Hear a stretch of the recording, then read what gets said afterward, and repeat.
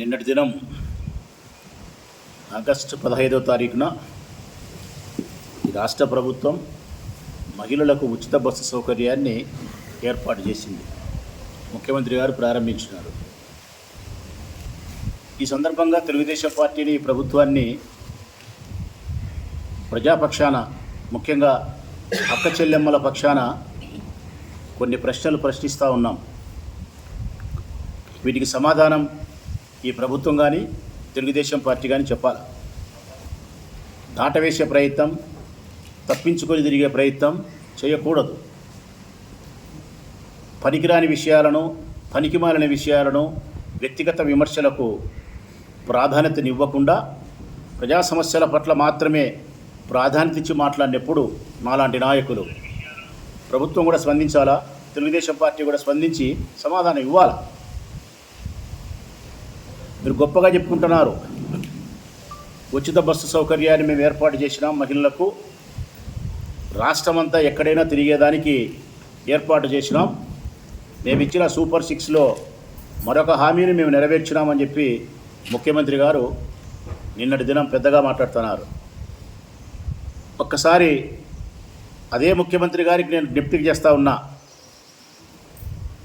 ఎన్నికల కంటే ముందు ఈ హామీకి సంబంధించి మీరు మాట్లాడిన మాటలు ఏమిటంటే, ఈ రాష్ట్రంలో ఏ మూల నుంచైనా, ఏ మూలకైనా, ఏ బస్సులో అయినా మహిళలు ఉచిత ప్రయాణం చేయవచ్చును, టికెట్ లేకుండా, జీరో టికెట్తో.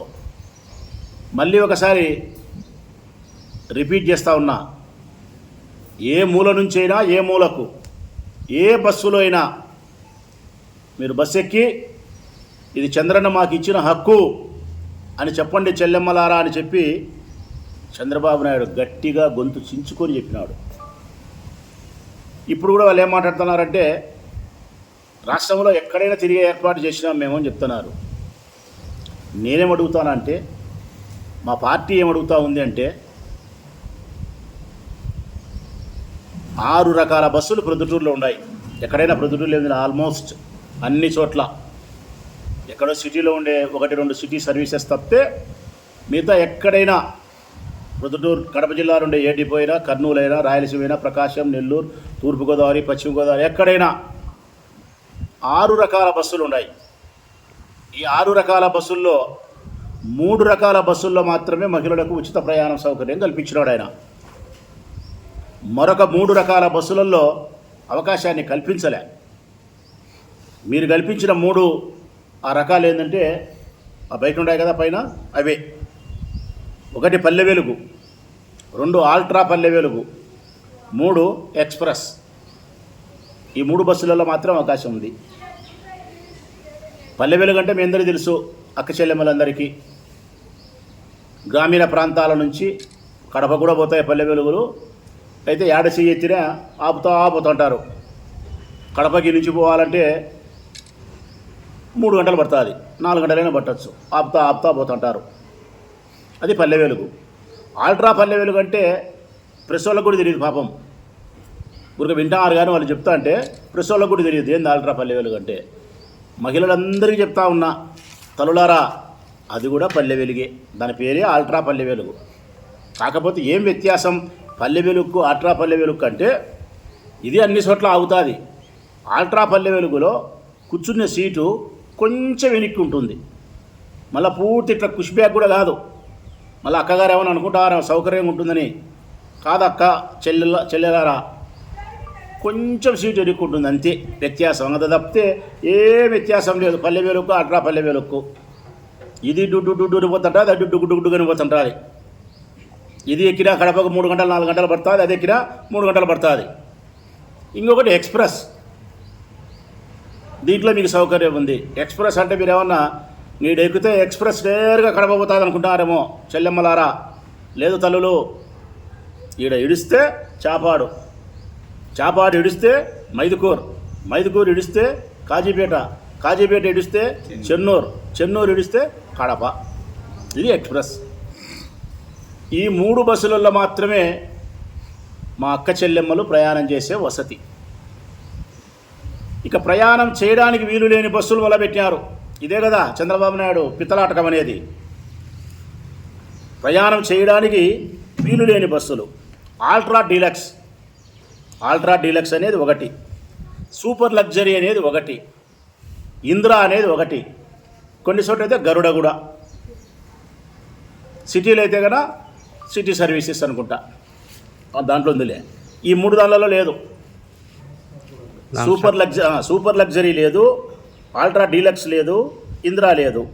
ఈ సూపర్ లగ్జరీ అనేది నాన్ స్టాప్ బస్సులు. ఇవి నాన్ స్టాపే. కడపకు పోయే నాన్ స్టాప్ బస్సుల్లో ఏ బస్సుల్లో కూడా మహిళలకు అవకాశం లేదు. కడపైనా, బద్వేలైనా, రాజంపేట అయినా, ఎక్కడైనా నాన్ స్టాప్ బస్సులలో అవకాశం లేదు. టికెట్ పెట్టాల్సిందే. పల్లె వెలుగులో, అల్ట్రా పల్లె వెలుగులో, ఎక్స్ప్రెస్లో మాత్రమే మీరు టికెట్ లేకుండా ప్రయాణం చేయొచ్చు. రాత్రిపూట ప్రయాణం చేసే బస్సులు ఉన్నాయి. మద్రాసు, బెంగళూరు, హైదరాబాదు, విజయవాడ ఇటువంటి సుదూర ప్రాంతాలకు రాత్రిపూట హైటెక్ బస్సులు అంటారు, ఎక్స్ప్రెస్లు అంటారు, రకరకాలు. వీటిలో నామమాత్రం కూడా అవకాశం లేదు మీకు.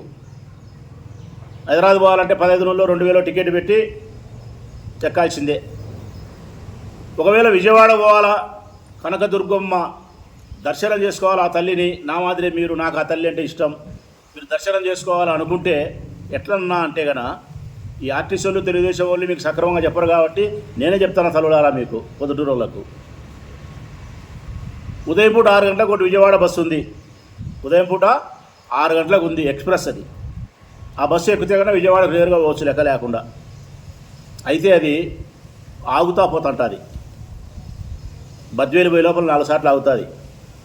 బద్వేలు నుంచి నుంచి పామూరు ఆగుతుంది, కందుకూరు ఆగుతుంది, ఆ తర్వాత మళ్ళీ 2 స్టాపింగ్లు ఉన్నాయి.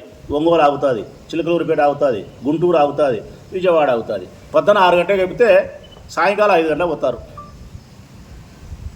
మామూలుగా అయితే కనుక 5 గంటల్లో పోవచ్చు. 5 గంటల్లో.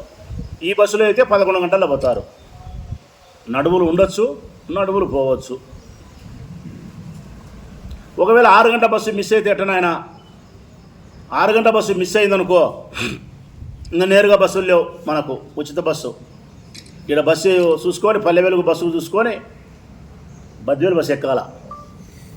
బద్వేలో దిగి మళ్ళీ 1 గంట 2 గంటలో వెయిట్ చేసి మళ్ళీ ఆ నుంచి పామూరు బస్సు ఎక్కాల, లేదంటే కందుకూరు బస్సు ఎక్కాల. మళ్ళీ ఆడ గంటనో, అరగంట 2 గంటలో వెయిట్ చేసి ఒంగోలు బస్సు ఎక్కాల. ఒంగోలులో మళ్ళీ 1 గంట 2 గంటలు వెయిట్ చేసి చిలకలూరుపేట బస్సు ఎక్కాల.